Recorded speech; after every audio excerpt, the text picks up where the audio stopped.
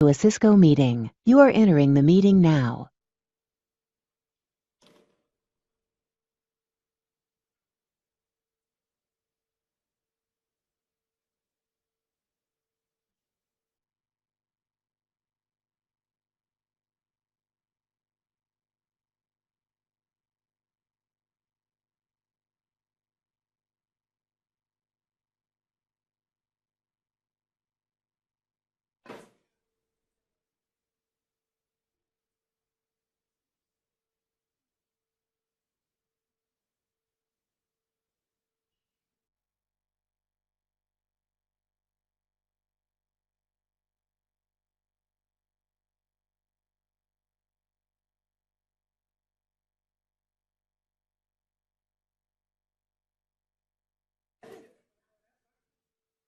Hi, how are you?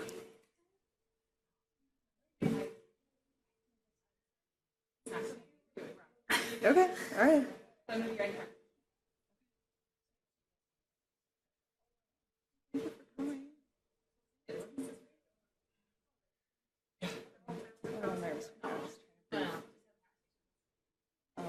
David, my girlfriend, made us listen to a meditation thing on the way in, so I'm like wanting to go through the talking, so no.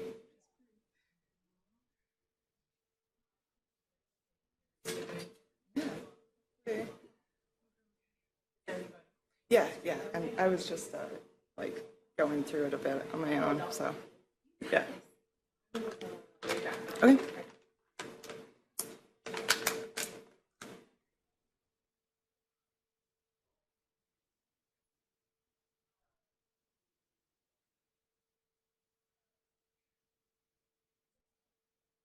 Hi.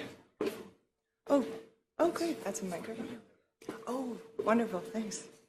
Yeah, no problem. Yeah, I am. Right. Yeah,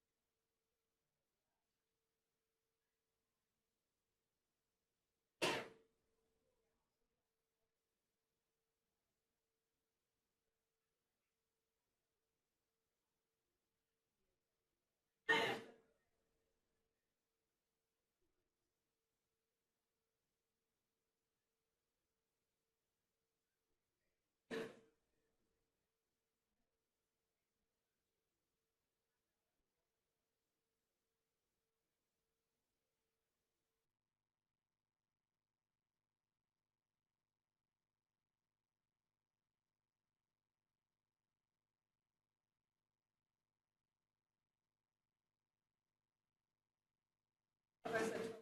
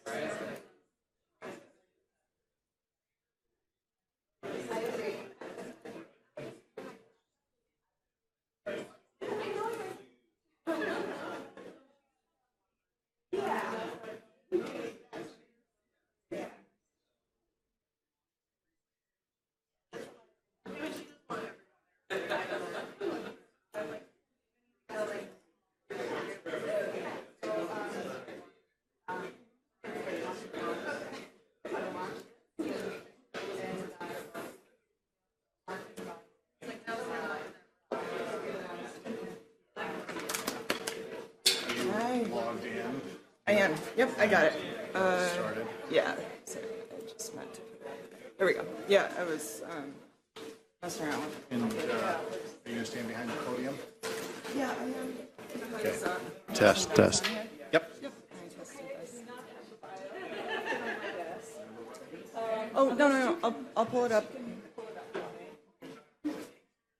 Hi. Hi, how are you? Good. Oh.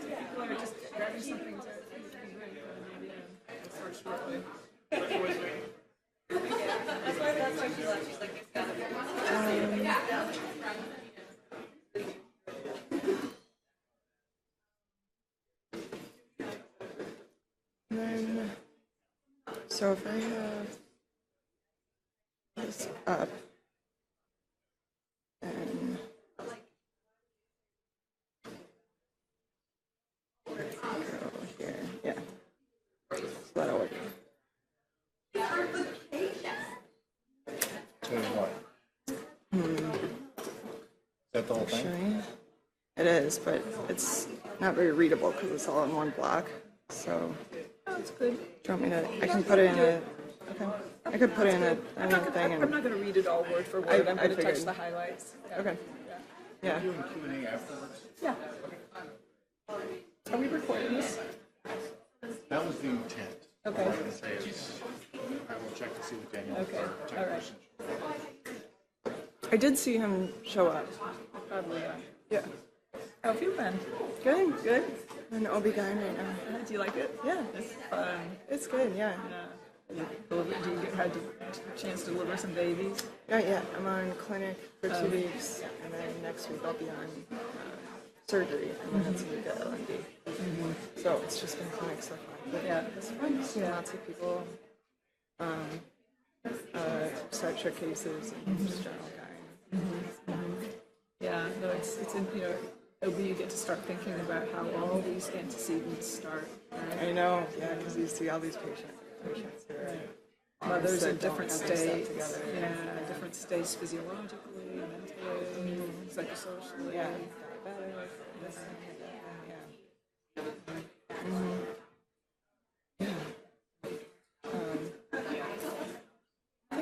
I think I'm ready. Yeah. I'm always like, I'm always a little shaky right before I this, talk. But you'll be once I fine. get going. And remember, this audience is very mixed. So you've got some of your neuroscience colleagues, obviously, but you've got a lot of people who are like network as opposed to complicated as they can get. I directed it mostly towards the clinical. Yeah. Like assuming everyone here is a clinician. Right. Yeah. That's perfect. Yeah. Right. So, you can take your time and explain concepts in very simple terms and use analogies. Yeah. Hopefully I did better. Yeah. It's some help from David. I was practicing this like last night, and he kept saying like, they're not going to notice. Yeah. They're not going to notice. Oh, good. It's a talent as well because as a science communicator, you want to be able to communicate to your peers about what you do, but then you also want to be able to communicate to people who are in your field. Right. Yeah. The importance of what you're doing. Right. Or people who are familiar with the ideas but haven't heard a different training. Right. Yeah. So it's a good exercise. Yeah, that'd be very good.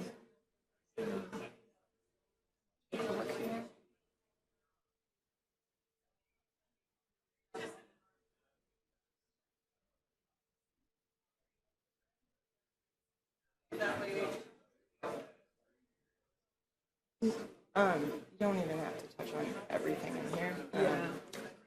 Mostly just went to undergrad here.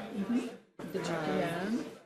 Yeah, we'll start the PhD program. Yeah, worked with Matt and Tay.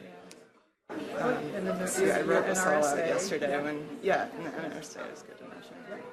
And then if you want to, you can say some of the other things I've already done, like the computation essays, the book, and the paper review, and the chapter review. So I can actually, it's true, I can actually refer to you as Dr. Zick. Yeah, I don't say that around patients. Right. They wonder. Yeah.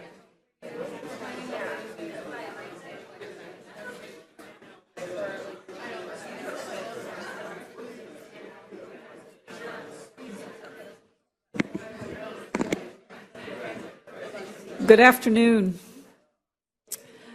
I can't tell you how much pleasure it gives me to introduce Dr. Jennifer Zick to our special grand rounds today. And I'm going to call her by first name because I've known her as Jenny. We've worked together on some things. Jenny is an MD PhD student here has been in the graduate program of neurosciences. And that's how I met her, is because she was a PhD student, soon to be returning to some of her MD preparation, clinical rotations. And she was, she's obviously very interested in the brain. Her PhD was in neurosciences, but she was sort of hesitating between neurology and sort of the excitement of working with patients with neurologic disorders and psychiatry, kind of the mystery of psychiatric illness. And she's kind of done her psychiatry clerkship, and I'm happy to say that she continues to be even more fascinated by the work that we do in psychiatry. So I'm very optimistic that as she continues through this part of her training, she will see the wisdom of kind of continuing to focus on psychiatry. And I have to say that part of these sort of excited feelings about this are coming from the knowledge that Jenny is one of those rare people who I think is going to be making significant contributions to our field and to the next iteration of where our field will be going as a clinical science that will now be able to be grounded in the brain sciences. She has that really rare combination of skills. I've seen her in the room with a patient, and she is phenomenal without yet formal background or training in details of the interview techniques, in kind of analytically informed models of human behavior. She intuitively is able to pick up on nuances in the interaction with a patient in the room that I've rarely seen in someone at her level of training. And she combines this with a laser-sharp scientific mind. And so what a wonderful combination for our field. Let me tell you a little bit about her background. She did her undergraduate work here at the University of Minnesota and received her bachelor's in neuroscience with a minor in psychology. Her PhD work was in a molecular biology neuroscience lab. She did that work for a year before entering the MD PhD program. And she has worked with Matt Chaffee, whom many of you know, who is working on non-human primate models of schizophrenia. And she's also worked with Tay Nedoff in biomedical engineering on projects related to computational neuroscience that are relevant to sort of models of what's happening in psychiatric illness. We're going to be hearing about the work that she did with Matt, so I won't say too much more about that, except that she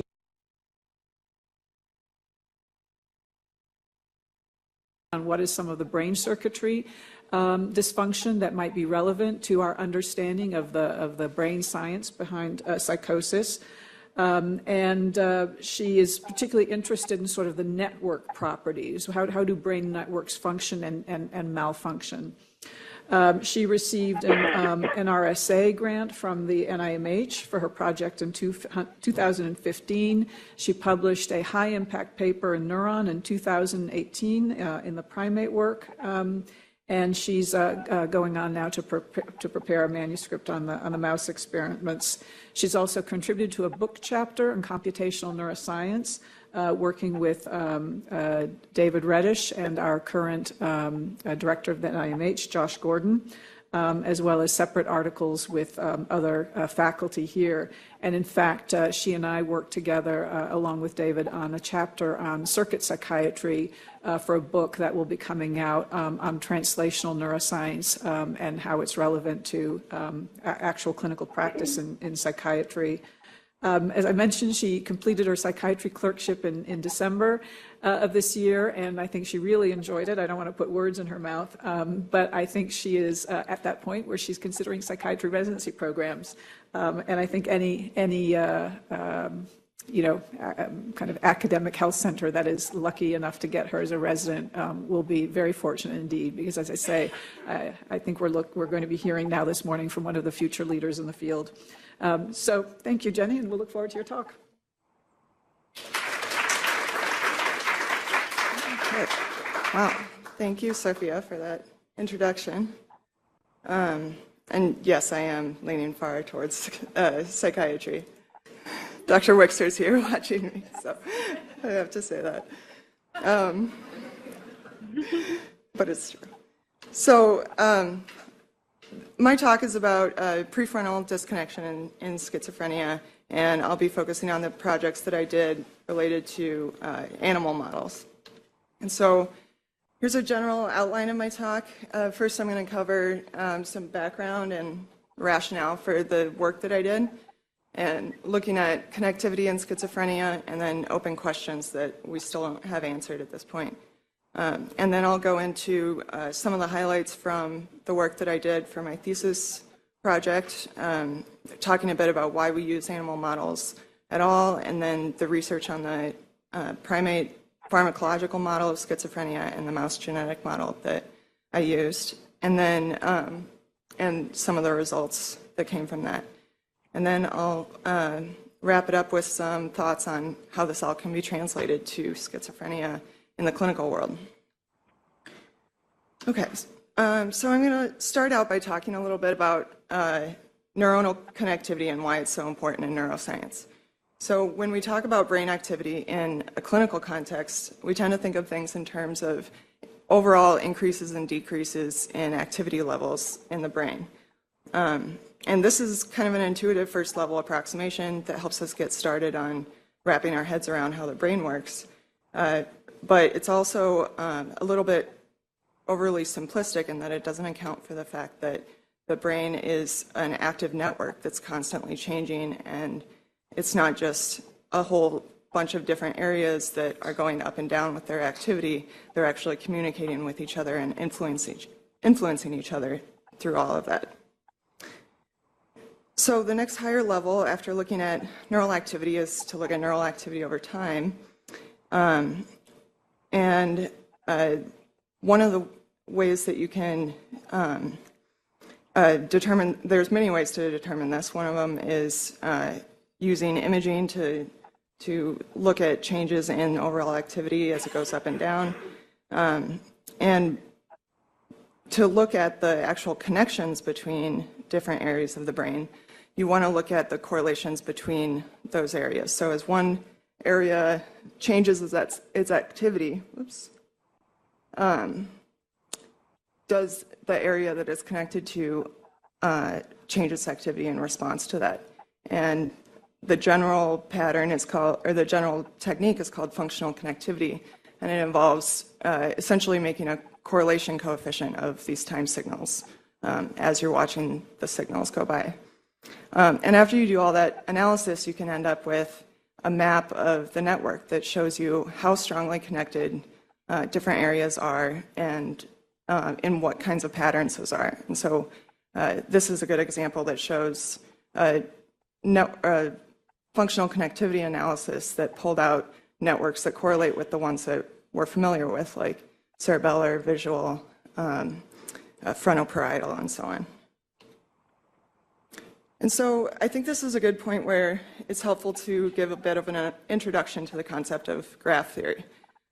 This is an entire field within mathematics and computational theory, but it's really just a formalization of a lot of concepts that most of us are familiar with already. And so the terminology used here is that a node is any unit in a network that can be connected to other nodes, and connectivity is the degree to which one node in a network directly influences other nodes. And what you define as a node can vary a lot. This graph theory can be applied to lots of different kinds of networks, not just neuroscience. But one of the interesting things about applying this to neuroscience is there's so many different levels at which you can call each thing a node. And so we could be talking about single neurons and how they're connected, or populations of neurons, or entire areas of the brain that are previously defined, as in that previous example, where you're kind of lumping all the activity from one area together and calling that a node. So a group of nodes isn't a network unless they're connected in some way and able to influence the activity of other nodes. And there's a couple different ways that we talk about connectivity, mostly defined based on how we get information about how these nodes are connected. And so the first one is structural connectivity. This is when there's an actual direct anatomical connection between two nodes, and we don't use this too much in neuroscience because we don't always know the root structural and anatomical correlates of connectivity. But it is a useful way to think about it because we know that in the end, there is a structural correlate to all of the connectivity that we see. These can be excitatory or inhibitory, and the weights can increase or decrease so that different nodes have different strengths of their connectivity to others. And then when you start talking about looking at connectivity from a data set that you have and you're trying to figure out which nodes are connected to which, we often use the term functional connectivity to talk about correlations in activity that go up and down. When you have two areas of the brain that are correlated, as one's activity increases, the other one increases. But that doesn't actually tell you that much about the structural connectivity underlying it. So two areas can be connected through connections in either direction or in both directions, or they can be correlated even when they're not necessarily physically connected, and there's a third node correlating that. And then effective connectivity is a method for taking into account those potential distractors that could tell us that two nodes are connected when they're not really directly influencing each other. And so this is a method we use in information theory that's essentially based on the concept of if one event causes another event, it has to first come before in time to the second event, and it has to help you predict the activity of the second thing. So what features of a neural network support encoding of complex information, like the information that we're processing every day? There's a lot of different patterns of network connectivity that support different types of information processing. So for just detecting a simple object, like in the retina, there's a lot of these feed-forward networks where you have convergent and divergent signals going to different layers. Or for complex object detection, it can get a little bit more complicated than that, and usually there's some form of feedback as well. For things like maintaining information and working memory or maintaining attention, we tend to see that networks that have recurrent connections, such that the activity can sort of reverberate through multiple nodes, are useful for supporting something that needs activity to be maintained. So for a concrete example for this, I'm going to use working memory. So a lot of this work comes from Patricia Goldman-Rakish. She was a very influential neuroscientist, and she was the advisor of my advisor, Matt. And so a lot of my work comes from the way that she talked about how neuroscience. And so I'm going to use an example where this is a monkey was trained to watch a stimulus come on the screen, and then it flashed off, and then the monkey would have to wait for a second or two until a response cue, and then saccade or look at the spot where that original stimulus came on. So the monkey has to maintain that information in its working memory throughout that delay period somehow, and then be able to respond to it. And what Dr. Goldman-Rakish showed was that there are neurons in the brain that encode particular stimuli. And so just like in the visual cortex, you would see some cells responding to stimuli in one part of the visual field, other cells responding to others. But in the dorsolateral prefrontal cortex, you see cells that are selective to a particular area of the visual field, but they also maintain that high firing rate that encodes that stimulus throughout the entire delay period. So even when the stimulus is absent, the cells continue to encode for that stimulus until the time for the response. So As I said, circuits that have a lot of reciprocal or recurrent connections are useful for things like this that require prolonged activity in the absence of a stimulus. Another thing that contributes to that is receptors that have longer time constants. So this is NMDA receptors and AMPA receptors. And NMDA receptors are particularly common or prevalent in the prefrontal cortex, and they help provide some more stability so that cells can have these longer periods of activity. And if you look at the structure of the dorsolateral prefrontal cortex, we can get a little insight into how that looks at the structural level. So this is a picture of the layers in the cortex, and some of you may remember that some of the layers down here have a lot of cells that send information out to other areas of the cortex, but up here in the third layer has a lot of cells that connect locally with each other, and they contribute to most of the local processing going on in the cortex. And in Dr. Goldman-Rakish's lab, she showed that in this layer of the cortex, there are a lot of what we call horizontal connections, meaning lots of connections between the cells and the cells that are sitting right next to them within the same layer. And that is one of the ways that they can encode these stimuli that encode for a particular stimulus.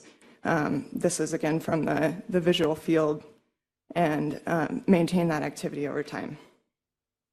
So the question is, what does this all have to do with schizophrenia? As many of you know, there's been a lot of models put forward to explain the pathophysiology of schizophrenia. The earliest is the neurodegenerative hypothesis. This was originally put forward by Emil Kraepelin in the 1800s, and he called the disorder dementia praecox, meaning precocious dementia, based on similarities with patients that had Alzheimer's disease. This idea isn't really accepted so much anymore, but there are some interesting patterns where diseases like schizophrenia overlap with dementia. Then there's the dopamine hypothesis that everyone in the clinical world is more familiar with, mostly based on the fact that antipsychotics were serendipitously discovered to treat psychosis, and it was only later that we found out that the mechanism was through antagonizing dopamine receptors. And then there's some other hypotheses, neurodevelopmental and the NMDA receptor hypothesis, that try to account for certain parts of or aspects of schizophrenia. And there's this idea called the disconnection hypothesis that is most parsimonious in terms of accounting for all of the different features of schizophrenia in the different kinds of symptoms that we see. And so this actually goes back to the early 1900s. Eugen Bleuler, who coined the term schizophrenia, which means split mind, chose that term because he thought the core pathophysiological process was the splitting of associations. And then Carl Wernicke was the first to suggest that this was actually based on an anatomical disconnection between the organs of connection.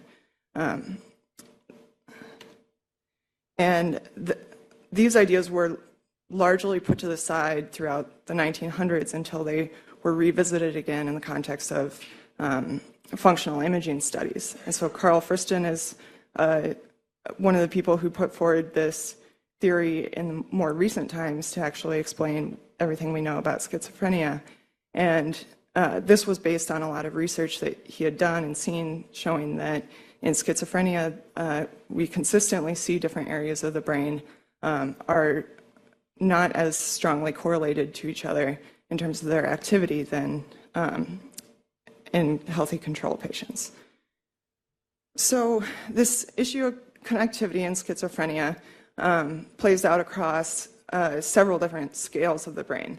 And so you could say at the psychosocial level or cognitive level, we have impaired capacity to integrate and resolve competing thoughts or beliefs, difficulty distinguishing between externally and internally generated stimuli, and deficits in working memory, cognitive control, attention and learning. A step down from that level is a systems level, where we see things like impaired executive control, top-down modulation, and reduced communication between distant cortical regions, as well as dysregulation of the dopamine and reward systems. And then all the way down at the other end of the spectrum, we have evidence that there are genetic defects that predispose individuals to schizophrenia too. And what's been found with this is that there are a lot of genes that play a role in synapse formation and maintenance and receptor expression. And this was a study, a genome-wide association study done a couple of years ago on a large population of patients with schizophrenia, trying to identify which point mutations in the genome were most strongly associated with schizophrenia. And they came out with 108 different locations that all contributed, but no single one that was both necessary and sufficient to produce schizophrenia. And a step up from the genetic level, we have some subcellular evidence for disconnection, mostly in the form of reduction in dendritic spine density. So,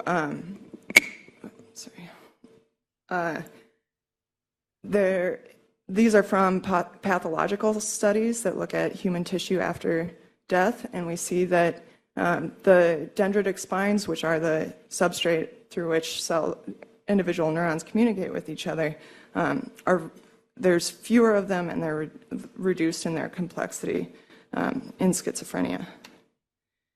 And so what we're missing on the spectrum is this intermediate level of cellular networks. And the main reason for that is that it's really difficult to study cellular networks in humans.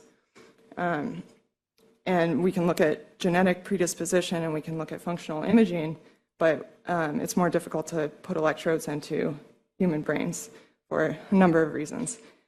And what I want to emphasize here is that the pathophysiological model of schizophrenia as a disconnection syndrome isn't complete until we can make sense of all of this across the different levels, and especially at the cellular network level, because the vast majority of connections within the brain are local, within local regions, and also the fact that all of the treatments that we have for schizophrenia exert their effects at the cellular and synaptic level.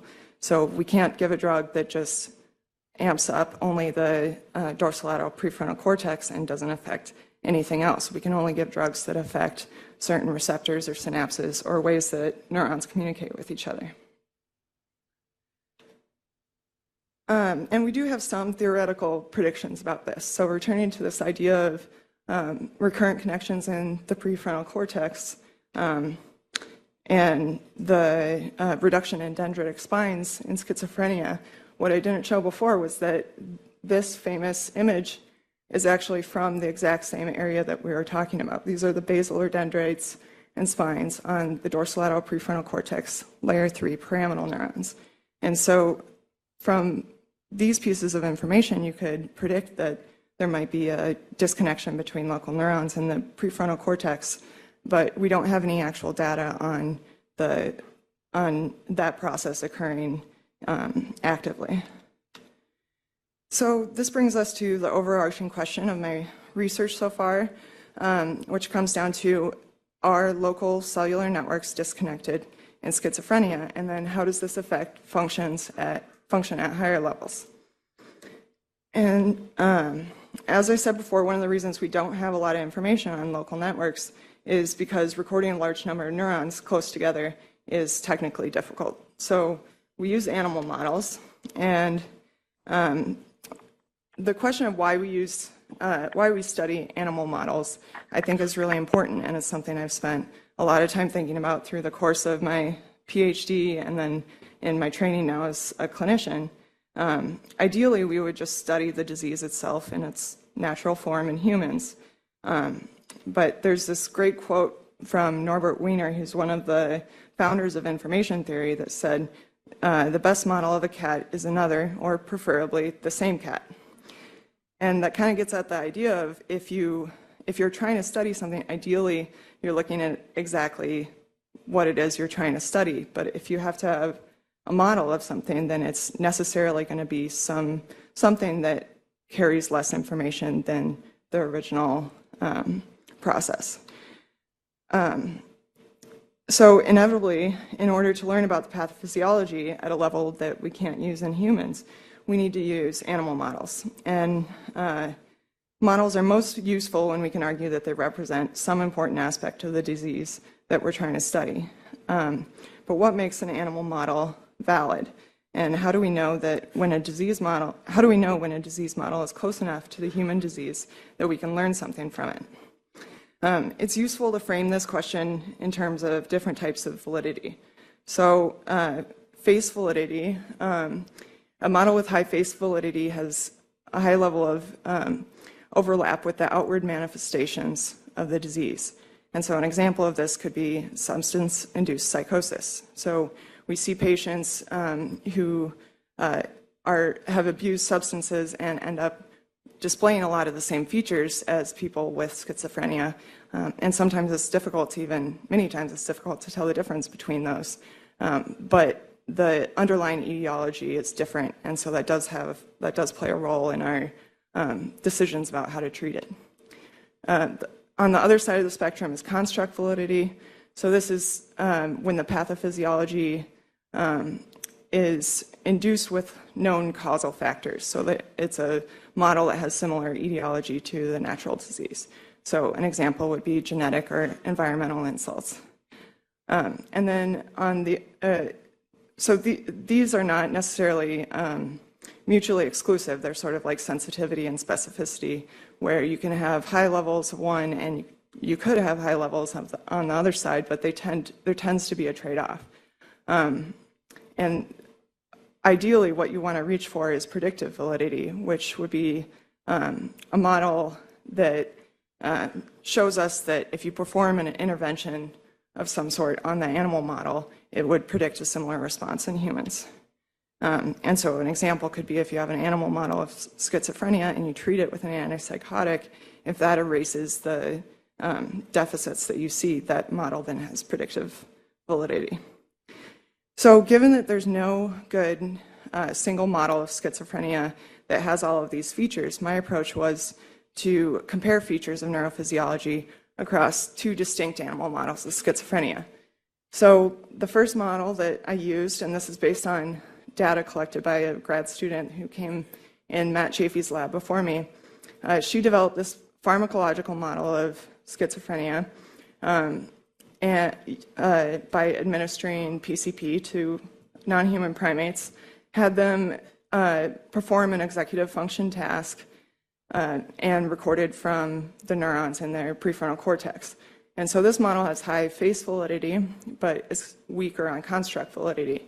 And then to complement that, on the other side, I collected data from a mouse genetic model of schizophrenia that has higher construct validity and is weaker in face validity.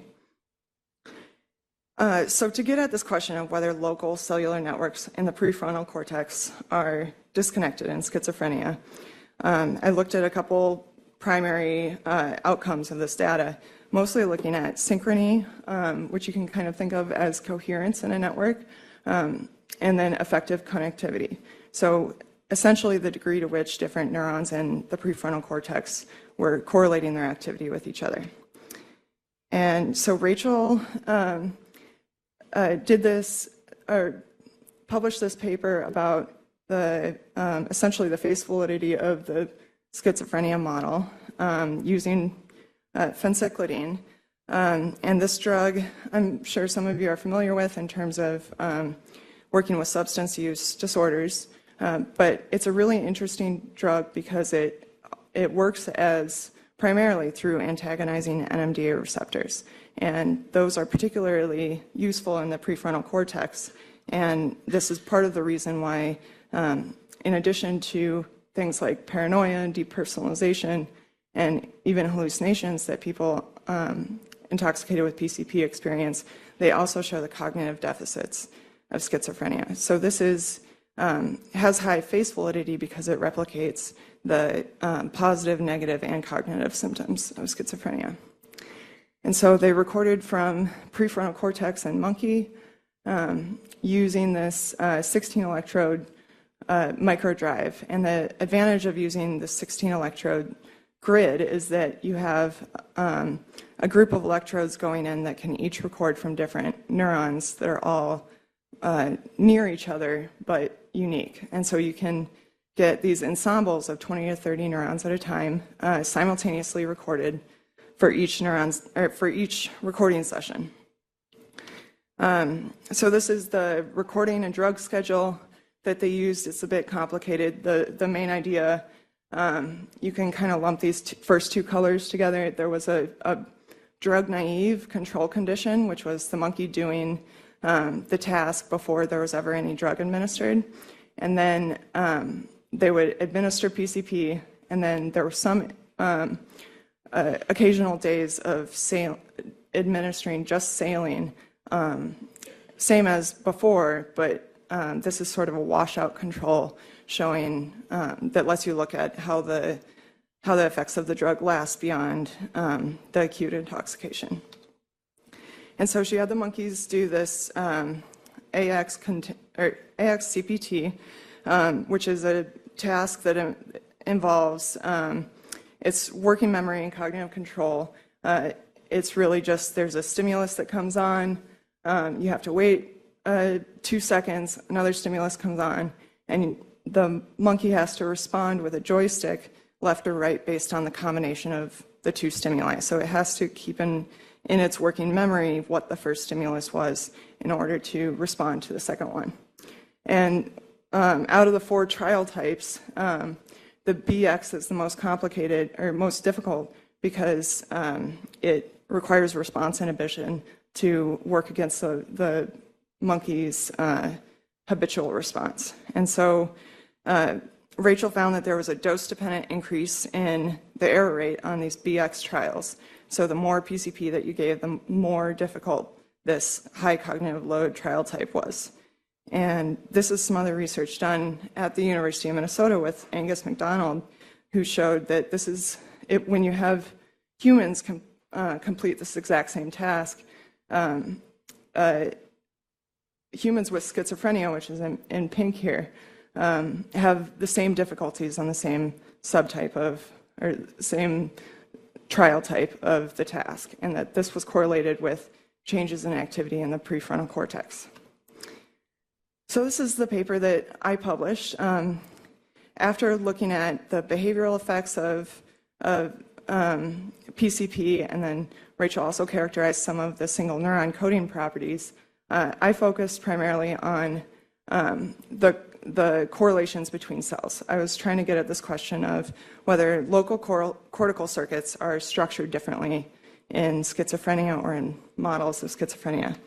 And so, again, I looked at synchrony and coherence to kind of get at this idea of this resonance-induced coding, and I looked at direct effective connections between cells.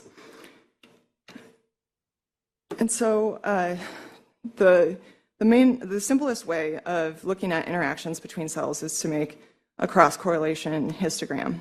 And so the main idea with this is that if you have 2 cells and you're looking at their spike trains, for every time the first cell spikes, you can add a count to the bin of how many times you see the second cell spiking in a similar time period, and whether that delay between the 2 cells is consistent over time. So with these 2 cells that are consistently firing, there's this peak around 5 to 10 milliseconds, which is the expected time that it takes for one cell to fire an action potential, send a signal that crosses a synapse, and then for the next cell to fire in response to that. And then if the cells are completely random with respect to their activity, cross-correlation histogram will be flat. And so one of the things we kept running into when we started looking at this data that was really confusing at first was this idea of zero lag synchrony. So we were expecting to see evidence of peaks out here consistent with effective connections, but we kept seeing that a huge proportion of these cells were synchronized within a very narrow time band, right? Firing within 1 or 2 milliseconds of each other. And it does turn out that this has been shown in other studies of primate cortex. And on looking into it a little bit more, we found that this zero lag synchrony is evidence of some sort of correlated input. And so, again, if you have one cell causing the second cell to fire, they can't be firing at the exact same time. That just breaks the rules of causality. And so, if they're firing synchronously, that means that there are either some other sort of output, a common input that's correlating with both of those, or there's recurrent connections so that the whole network is driving itself by reverberating information throughout the network. This is just another study that showed that you have higher degrees of synchrony when you have common input and recurrency in networks. And so when we looked at the different drug conditions, we found that in the naive or control condition, we had, when you combine all of the data together, you see this large peak right at zero lag that really stands out. But then in the drug condition, that was drastically reduced. And in the saline washout condition, it was intermediate between those two. And when you control for firing rate and anything else you can think of that would be an intrinsic property of that cell or the pair of cells, you still see this biological gradient where the more exposure to a drug, the weaker this zero lag synchrony is. And if you look at this with an entirely different way of analysis, where instead of weighing the height of all of the zero lag peaks, you just set a threshold and define each pair of cells as either connected or not connected, you still see a reduction in the overall number of cells that are connected to each other. And so this is one of our conclusions, that there's a reduction in zero lag synchrony in primates after NMDAR antagonism. And so again, we were looking for evidence that, or we were hypothesizing that there would be evidence of a reduction in the recurrent connectivity within the DLPFC. And how do you differentiate between whether there is an afferent connection, that are common input that's synchronizing all of the cells together, versus if the cells are highly connected within themselves and sort of driving the network together? And the way that you do that is by looking at effective connectivity strengths between neuron pairs to see if you can actually parse out which cells are effectively connected to each other. And so the method for this is called transfer entropy. It comes from information theory. I won't go into this too much in detail. There is an equation, but I won't go through the details. The main idea is, again, if two cells are connected to each other, then the cell on the presynaptic side has to proceed in its activity as compared to the cell on the postsynaptic side, and it has to give some predictive value, so that if you're trying to predict whether the second cell is going to fire, if you can have a more accurate prediction by including the history of this other cell, that helps you say that this cell, the second cell, is affecting the first one. And so you end up with these maps that are similar to the cross-correlation histograms, but actually computed in terms of the bits of information that are transferred between each pair of cells. And again, similar time course. If you see a high peak right around 5 to 10 milliseconds, that's consistent with a synaptic connection. And so in the monkey we found, again, similar pattern of reduced effective connectivity with more drug exposure, and then fewer cell pairs that were defined as synaptically or effectively connected to each other. And so overall, we found reduced zero lag synchrony and effective connectivity that reduced with NMDAR antagonism. And this overall suggests a failure of local communication within the PFC. And so again, I was ideally trying to compare features across two separate animal models so that we could more clearly tie this back to schizophrenia. And so for the next part, I used a genetic mouse model of schizophrenia. This is the DGCR8 mouse. This is based on the 22q11 microdeletion syndrome, which is also called DeGeorge syndrome. This confers a 30-fold increased risk for schizophrenia. So if the general prevalence in the overall population is 1%, it's 30% in people with this deletion. While that's not 100%, it's still closer than any other genetic risk factor we know of. And in the mouse, this is on the 16th chromosome, and some previous research had shown that the critical gene there is DGCR8. And this gene encodes for a microRNA processing protein.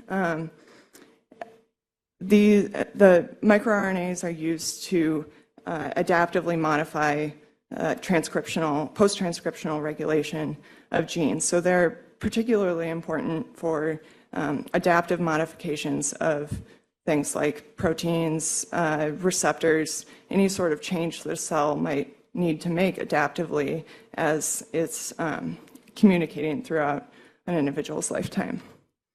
The DGCR8 mouse, which has a deletion in one of these genes, if you delete both of them, it's non-viable. They've been shown to have dysregulation of many different downstream factors because of the fact that this is such a high-level deletion that affects all of post-transcriptional regulation in the brain. There are problems with dopamine receptors, NMDA receptors, lots of growth factors and extracellular matrix proteins. And then behaviorally, they also show some impairments in spatial working memory, sensory gating, and social nesting behavior that is consistent with schizophrenia. And they have reduced synaptic potentiation, short-term plasticity, and also reduced dendritic branching complexity and dendritic spine density. And so one of the goals that we had here was to overlap these two data sets as closely as we possibly could. And so we used the exact same recording system in the mice as we did in the monkeys. And this slide brings back a lot of painful memories to me, because if any of you have worked with mice before, you know they're very small and their brains are about the size of the tip of your thumb. And modifying a protocol used for primates whose heads are about this big to fit on a mouse is technically challenging, but we managed to make it work. We targeted an area of the brain that is most closely related to the dorsolateral prefrontal cortex in humans. This is medial prefrontal cortex in mice. And we were able to record the activity of individual neurons in those areas. And when we went through the analysis, we found the same pattern that we had seen in the monkeys. So again, the control condition had this high peak at zero lag, looking at cross correlations, and the DGCR8 mouse had a reduction there. And there was also fewer pairs of cells that were synchronously connected with each other. And so there was an overall reduction in zero lag synchrony in the DGCR8 mouse. And this is similar to what we saw in the monkeys, same kind of reduction in zero lag synchrony.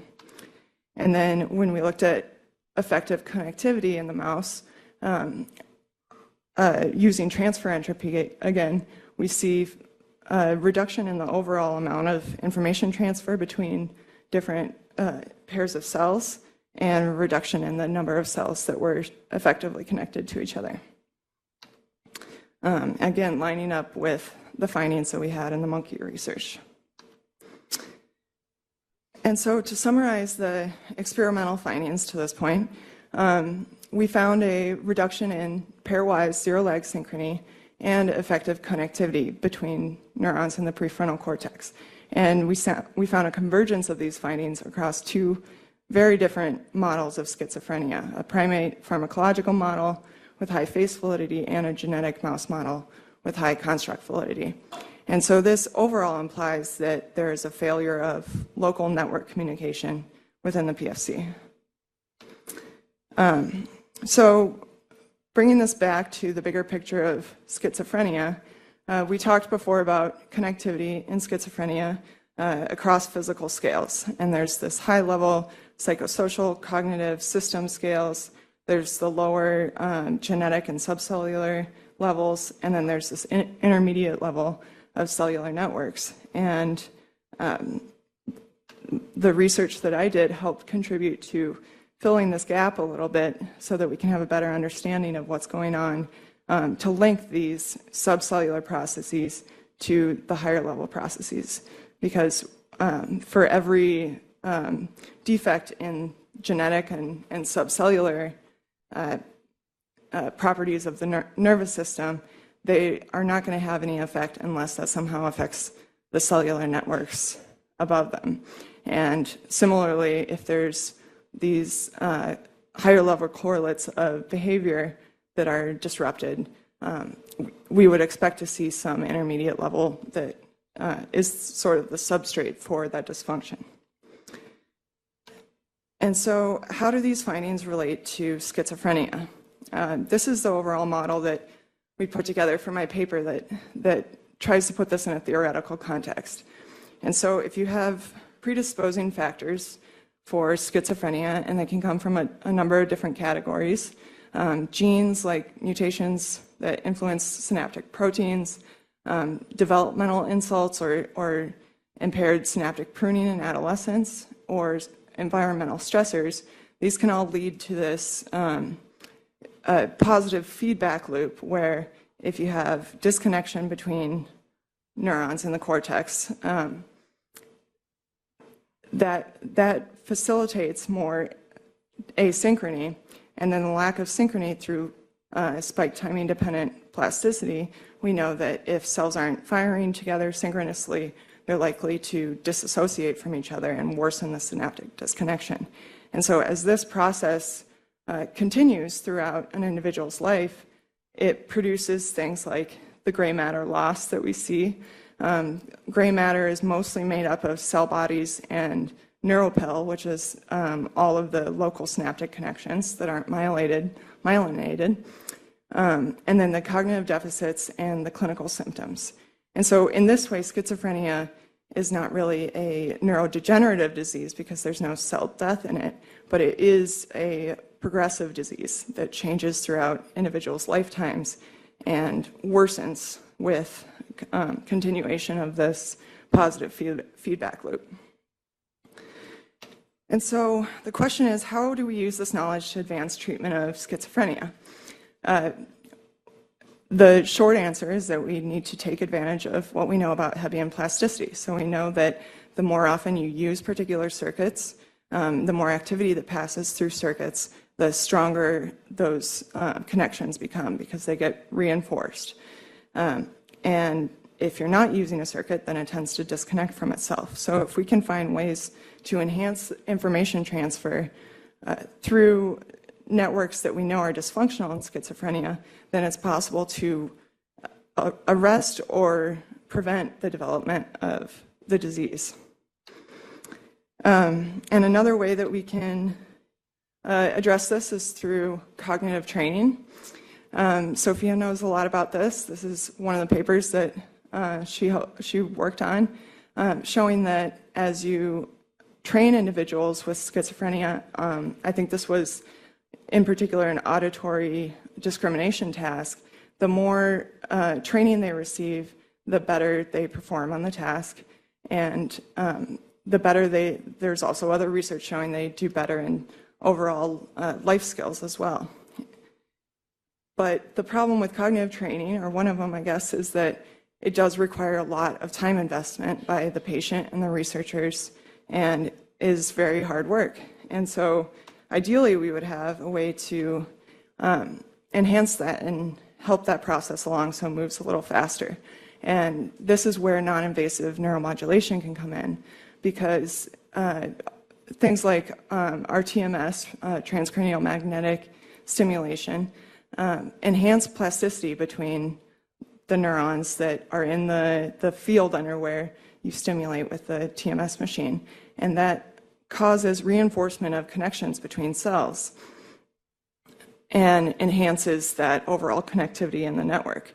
And so if you can combine both cognitive training methods and neuromodulation and administer neuromodulatory stimuli during the process of doing cognitive training tasks, theoretically, you should be able to enhance specifically those connections that we need the most for that task. And so this whole idea is generally where I would like to move this research next, is to try and apply this to human patients with schizophrenia and see if we can use this basic science research to improve the treatments that we have. And so that's this is my acknowledgments that I want to talk about. So there's my primary advisor was Tay Netoff in the Netoff lab, and a lot of the people within that lab helped a lot with the development of this project. And then in Matt Chafee's lab, there's obviously Rachel Blackman, who let me analyze and data mine her data as she was finishing up her MD PhD training. And on my thesis committee, my advisor is Dave Reddish is here. Tim Ebner is the director of the GPN, or of the neuroscience department, and he generously let me use his lab space for all of my mouse experiments because neither of my advisors actually had any experience with mouse studies. And so a lot of that came from Tim's expertise, and then people within Tim's lab that taught me how to do surgical training and recording, and Lorraine Lanier, also in the neuroscience program, who helped me do all of the mouse genotyping so that we can know which mice had which gene type. And then graduate program in neuroscience, MD PhD program, and then my funding as well from the NIMH F30 that I received for this work. And that's it.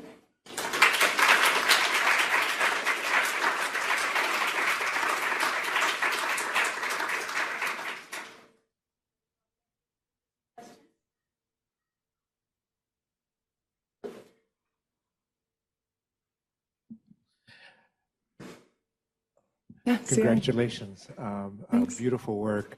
So I know you haven't touched much into this, but I was wondering if you cared to comment about this discussion that is taking place between either glutaminergic hyperexcitability in the local network with the NMDA cannabis dysfunction, or the flip side of it, which is the GABAergic inhibitory tone. And I know your specific research didn't necessarily tap into that. As an anecdote, we're now publishing a paper where we did TMS fMRI in unmedicated schizophrenic over the DLPFC, and we found that the activation underneath the coil is much larger in the schizophrenic, and the transcallosal interhemispheric connection to the contralateral hemisphere is much better done with the healthy control, which speaks again to this efficiency in the connection. But obviously fMRI doesn't solve this issue, whether it's either hyperexcitability or lack of inhibition. And I was wondering, from your perspective, what your take on that particular dialogue taking place right now? Yeah, that's a really good question. There's a lot of research looking at inhibition in schizophrenia. There's some, and you're right, I did largely bypass the whole inhibitory side of things for this research. We're mostly looking at pyramidal neurons, which are excitatory, and when you bring in inhibitory connections too, that just makes everything a lot more complicated. But there are a lot of explanatory models that bring in the inhibitory influence, like you said. I know John Listman has a model that shows that drugs that are NMDA antagonists preferentially affect inhibitory neurons more than excitatory neurons, and his suggestion is that the cortex becomes disinhibited by the influence of these drugs. And so I think there's an overall effect that it can't really be brought down to just increases and decreases, even in connectivity itself. There's definitely evidence for increases in stronger connections between different areas of the brain in addition to weaker connections. And so it's really a matter of thinking about this at the network scale so that we can model and predict how all these interactions work together. Jenny, really nice. So on the TMS side, I mean, suggesting that TMS is going to solve these kind of things seems very strange to me, because the kind of connectivity that you're seeing and the issues in connectivity are specified connectivity. It's actually that, right? It's that the right neurons are connecting to the right areas. So how do you use something as broad and sledgehammery as TMS to actually make these kind of modifications, given that what you actually need is the information processing within the networks? I think there's a couple ways to answer that. One is that by enhancing plasticity in general, it has the potential to raise the entire network into an area of the dynamic range where neurons are more likely to be able to actively modify their connectivity if they're not already at the floor of their overall connectivity. But also that's sort of the reason for proposing that we do cognitive training in addition, or at the same time as administering RTMS, so that whatever networks are being used, without making assumptions about which networks those necessarily are, if there's a lot of activity going through a particular network while someone's performing a certain task, then if you enhance the plasticity in that network, then hopefully you'll accelerate the learning a bit for that.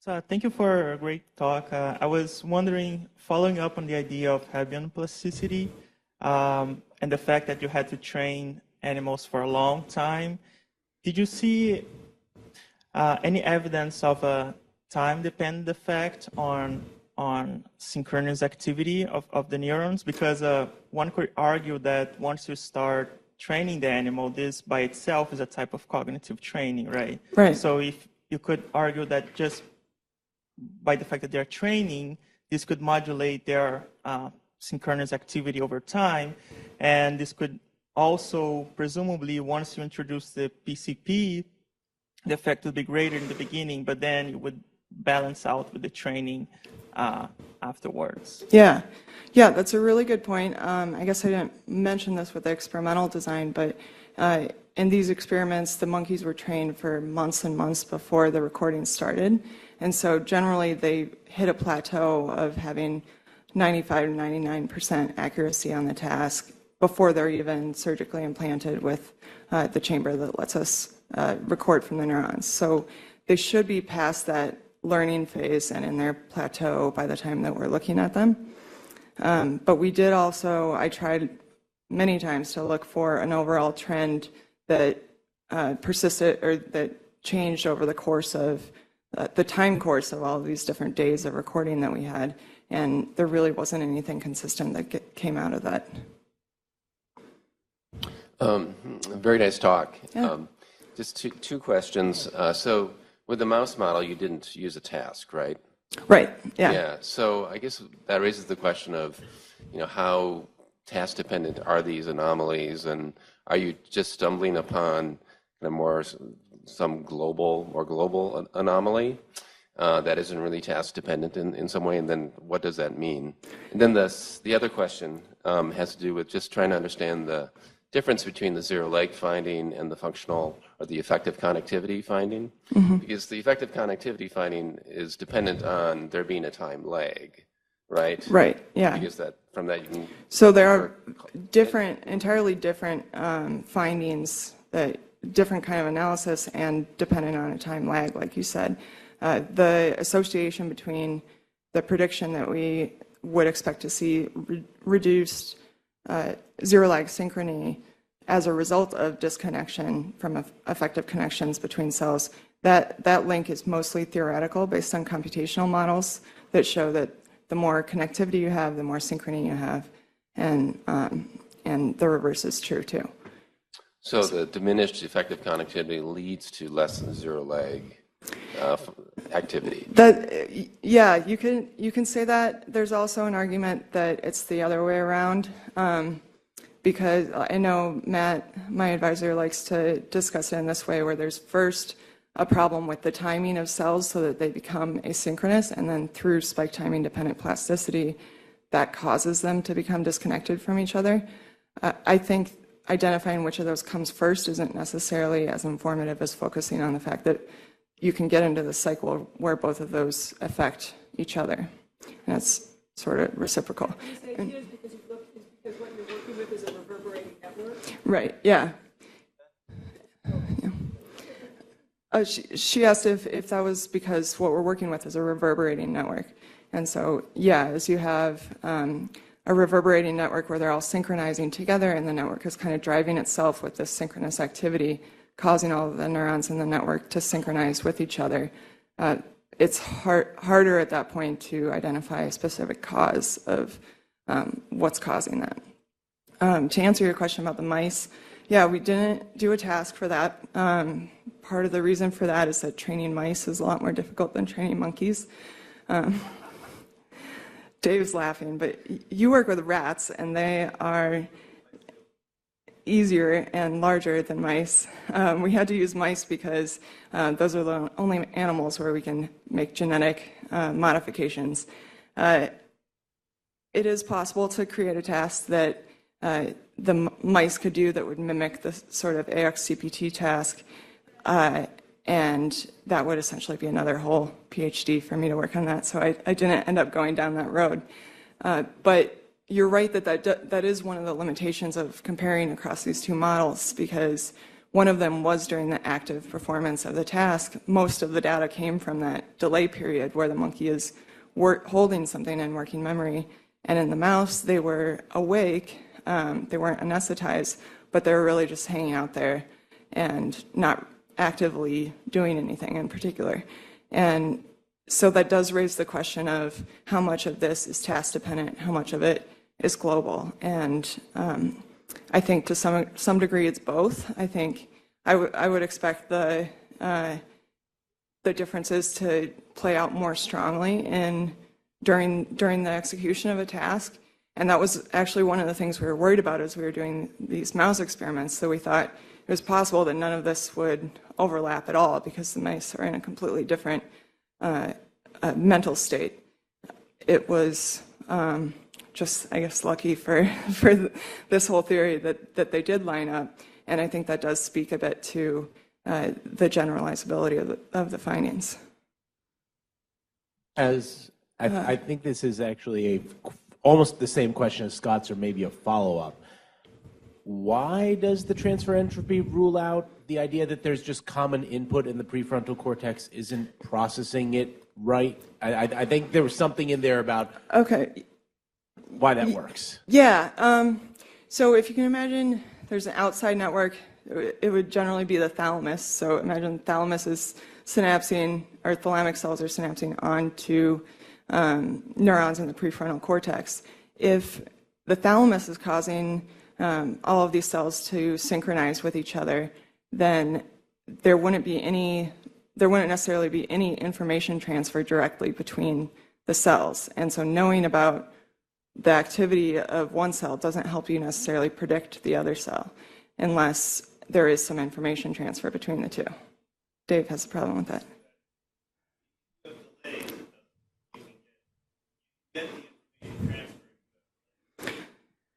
Well, you can have delays that are just represent correlations in activity too, with a conduction delay that's causing the delay. And to get an actual information transfer, you need to have some predictive component to that, where knowing the activity of one of the cells helps you predict the activity of the other cell, because if they're not connected, then that doesn't give you any extra information.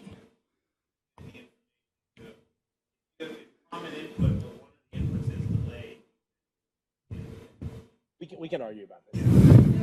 I'll ask another related question, which is if you looked at in the monkey data whether there was any difference in zero lag in those A trials and the B trials for look at task dependence there. Yeah, that was another thing. Breaking this down to the different trial types, I did spend some time breaking that up and looking at it. There wasn't any clear story to make sense of that, and part of that is because the trials weren't balanced. So 70% of the trials were just AX, and then 30% were the other three.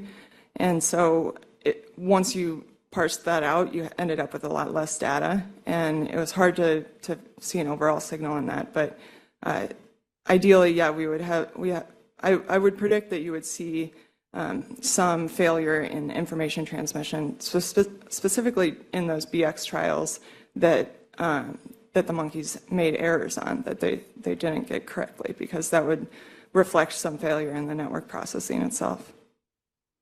Yeah, Dr. Rixey. That was awesome. And from a clinician standpoint, I feel like I see all of this like every day on rounds. And I was thinking about, the DeGeorge mice. So, right, 22q11 doesn't respond to our treatments as well for their psychotic symptoms, right? So there is also maybe something else going on, and it's sort of hard to understand how that relates to the findings that you found. But I also see, again, I see it clinically. So mice weren't doing anything. They were just hanging out.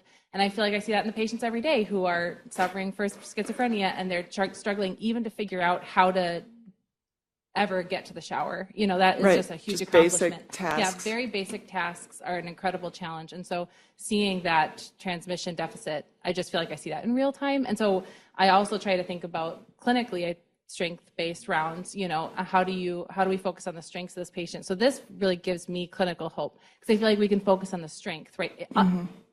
Amplifying that strength to help reinforce that connectivity, so that they can actually use their dorsolateral prefrontal cortex more effectively to manage those decision-making and interpersonal interactions and things that actually make life intolerable, rather than the positive symptoms that we're kind of fair at treating. Right, yeah, and again, studies show that the cognitive deficits are the most debilitating of the categories of symptoms in schizophrenia. That's the thing that holds people back the most, is the inability to use executive function to go about daily life. I think in reference to the inability to treat psychotic symptoms well in patients with the 22q11 deletion, I think that's probably gives us some information about how the dopamine system plays into all of this, because all of the drugs that we have act on the dopamine system.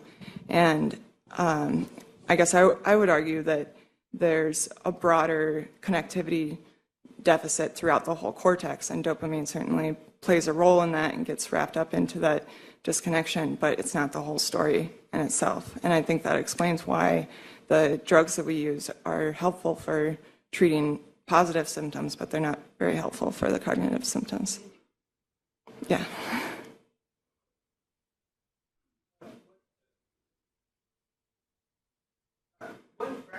One practical question that we get from patients and families often after there's an onset of psychosis in the context of intoxicant use is, how do we know whether the intoxicant caused the psychotic syndrome? And one question I had from your data was, during this washout period with the saline, did you get a sense as to how long that tail, that residual impact on the connection disturbance may last in the monkeys? Yeah, that's a really good question. Again, this data was collected before I started working on it, and it wasn't really designed to parse that out. So there was kind of a mix of lots of different time courses in that whole schedule. So we did try and look a little bit at 1 day after drug use or 2 days after drug use. We know that the washout period of phencyclidine in the blood itself is within like 8 hours. It's essentially completely gone. It's definitely not having an effect at that point. That's why they use PCP instead of ketamine, because that has even shorter time course.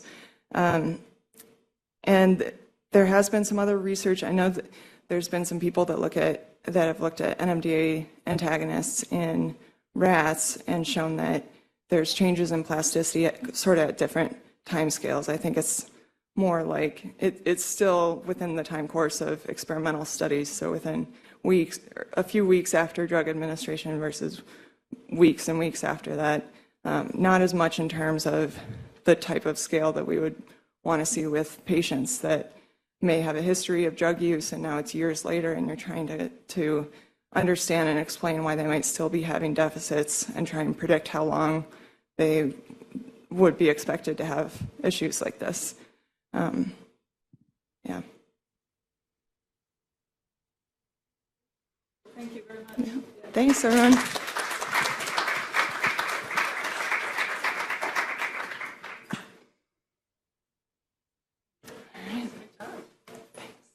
Feel better? I do. I know that I looked nervous the entire time.